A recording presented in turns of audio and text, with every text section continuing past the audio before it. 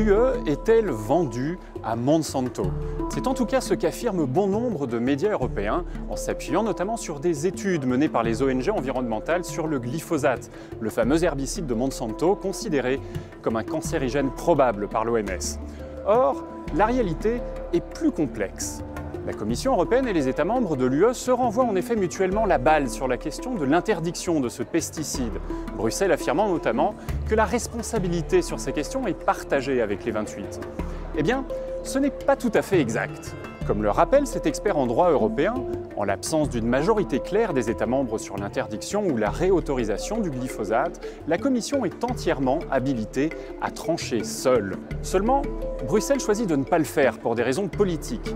En renvoyant la balle aux États membres, elle évite ainsi d'ouvrir une boîte de Pandore qui remettrait en cause l'évaluation menée par les deux agences scientifiques européennes, l'EFSA et l'ECHA, dont le manque d'indépendance vis-à-vis des industriels a été mis en avant par les Monsanto Papers. Une réforme souhaitée par l'EFSA qui reconnaît volontiers que ses pouvoirs d'enquête pourraient être renforcés afin d'améliorer la légitimité de ses avis scientifiques. Mais elle souligne également qu'une telle réforme aurait un coût que l'UE n'est actuellement pas disposée à payer. Une seule étude peut en effet coûter plusieurs dizaines de millions d'euros et les substances à évaluer se dénombrent en centaines.